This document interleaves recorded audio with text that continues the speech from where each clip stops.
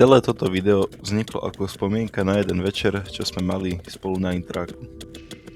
Dávid išiel preč, lebo preto a dohodli sme sa, že si zahráme spolu na rozlúčku Minecraft. Malo ísť o taký spoločný speedrun, jediný cieľ bolo zabiť za jeden večer draka a išli sme ho v 5 ľuďoch, a to Peťo, Bujon s nikom Kolonoskopy, Peky Papek, ja som za kamerou a Dávid, ktorý sa volá Sebík Chlebík, lebo ten debil si nedoniesol ani svoj notebook a musel si ho požičiavať od Seba Barnu.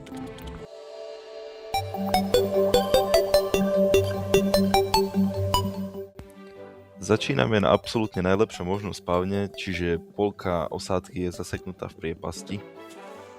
Tu je ukážka skvelej internátnej Wi-Finky. Viackrát ju síce neuvidíte, lebo som ju vystrihal, ale aby ste videli, s čím som celý čas bojoval. Dávid sa z priepasti dostal sám a Bujonovi som pripravil takéto schodíky. V priepasti som vyťažil a spracoval nejaké tie suroviny. Ďalej nasledovalo rabovanie prilehlej dediny, pomenujme ju napríklad Krompachy. Krompachy už načali trio Peky, Peťo a Dávid, lebo ja s Bujonom sme zostali v priepasti a ešte spracovali nejaké tie suroviny. Dávid navrhol, že musíme povraždiť všetkých občanov Krompach, pretože sú to cigáni. Zlí občania som chcel povedať, a keďže sú to zlí občania, tak im ešte ukradneme všetkých ich majetky. Nakoniec my a Robert Fico nie sme až taký rozdielni. Ďalej sa nedialo nič až také neobvyklé. Peťo ako správny spíšant sa venoval ovciam. Ja som ešte naťažil nejaké tie suroviny a spracoval som ich v našich peciach.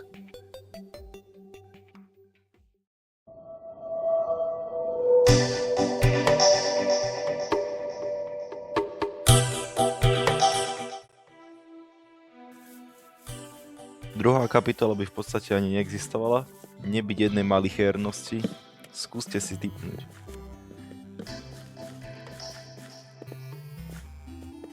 Áno, nemal som posteľ ako jediný debil a všetci ma obviňovali, že čo som to za debila.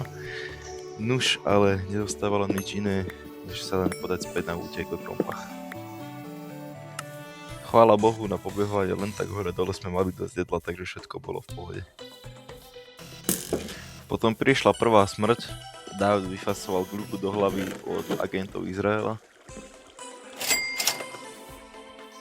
Bujon a Peky si tu vybudovali takýto sympatický bunker. A ďalej nasledovalo hľadanie postele v celých Krompachoch. Ako môžeme vidieť, je to veľmi podobné s reálnymi Krompachami, pretože títo občania, poupravím sa, nemajú ani obyčajné postele. Vydali sme sa teda ďalej, lebo čo iné nám ostávalo. Neviem prečo tejto noci bolo strašne veľa creepov.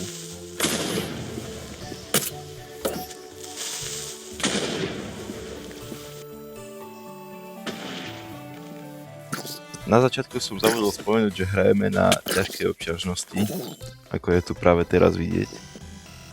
A samozrejme, keď začalo svítať, tak sme našli ovce. Paráda. Narazili sme na ďalšiu dedinu, tentokrát sú to Košice. V Košiciach majú toho poznanie viac ako v Krompachoch. Bolo tu síce pekne, mali tu aj celkom dosť postelí, no ale museli sme sa pohnúť ďalej.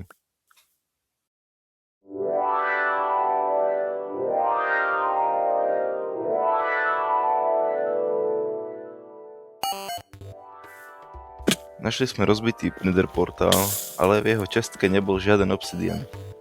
Takže sme sa museli vrhnúť do zlej diery. Mali sme úprimne strašné šťastie, že Minecraft svet sa nám vygeneroval tak, že sme sa dostali tak hlboko, tak rýchlo. Jedna zvláštnosť, ktoré ale skutočne nerozumiem, je ako sa dostalo do také hĺbky mačka. Peky našiel diamanty, takže sme mohli úplne v pohode ťažiť obsidian.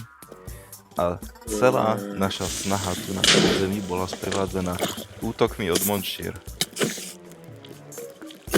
Na ťažkej obťažnosti, aj keď máme medené zbroje, tak dávajú tie mobky strašne veľký damage.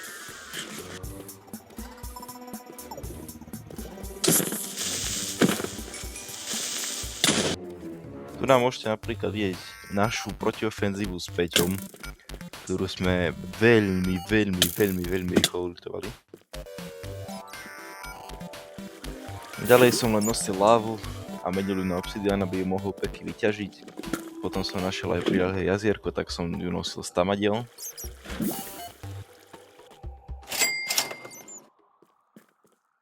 Tu pri strihaní videa som bol veľmi zmetený, že kto by si vlastne položil posteľ v strede jaskyne, ale bolo to veľmi múdre, pretože potom som videl nahého Peťa pobehovať hore dole a vzal si späť svoje veci.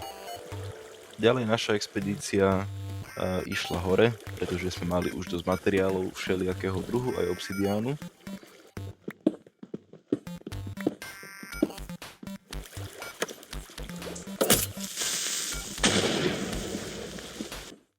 Potom Peky tu nakopnul do jednej steny a tam sa vyliala voda a dalo sa takto epicky postupne vyplávať až úplne nahor.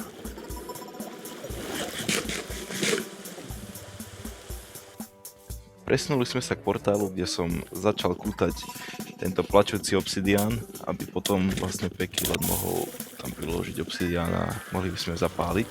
Lenže dajaký nímant mi tam vylial vodu, takže sa mi tá ťažba prerušila a jak debil som ťažil minútu zbytočne. Poučili sme sa z druhej kapitoly a vyspali sme sa a vytvorili sme tu masívnu posteľ, takýto masívny spawn point. No, nič borci, ideme do Nedru.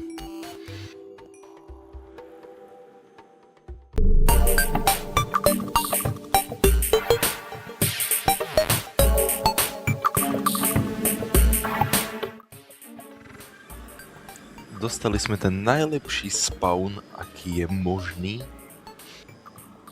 Takže v absolútnej nicote. No nakoniec to nebolo až také hrozné, keď sme sa odstávali ďalej, tak sme mali hneď vedľa Nether Fortressu.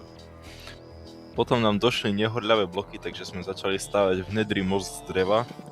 To sa nám samozrejme nemôže nijako vymstiť.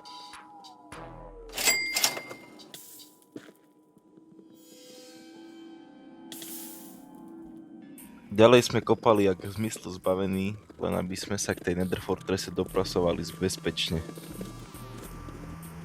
Bol to ozajstne dlhý, namáhavý a strašne nudný proces. Blazové na ťažké obťažnosti dávajú brutálny damage a brutálne dlho sa v Netheri horí, takže to bude extrémne ťažké. Hradovali sme sa to ako blázen, stavili sme všade bloky steny, aby sa dalo všade kde skryť. Ja, Peťo a Bujon sme sa podujali spraviť raid na túto pevnosť. Dávid hore tam kútal nejaké cesty a Matej pred chvíľou zomrel, takže si hľadá svoje veci. Peter, aj keď mal najslabší počítač a asi 5 FPS, tak sa preukázal ako brutálny bojovník a dobre tu fightil, teda do momentu, kým si ho nevzali cigáni. Tu na Peťa opäť zachraňujem pred cigánmi, ukázal som mu ultimátny trik, ako sa pred nimi chrániť, tento trik mi ukázal Big Yahoo.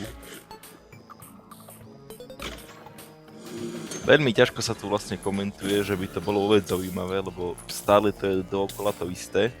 Tu napríklad sme sa celkom pekne zoskupili, Peťo, ja, Bujon, Peky.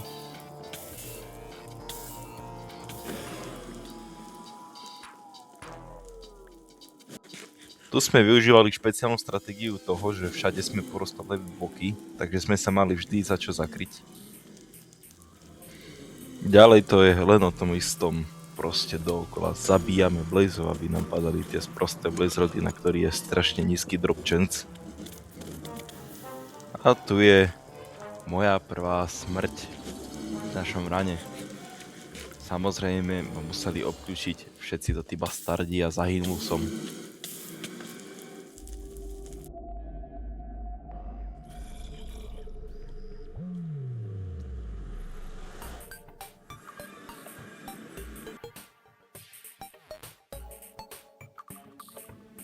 Tu si idem pomaly po svoje veci.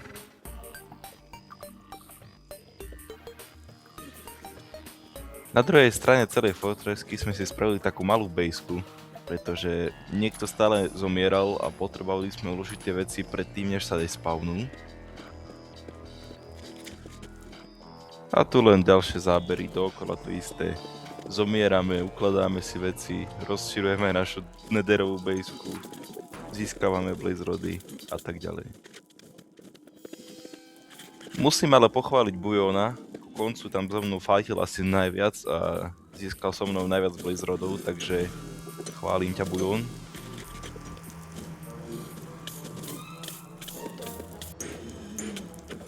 A nakoniec sa nám podarilo získať 16 blaze powderov, čo sme považovali za absolútne dostatočné.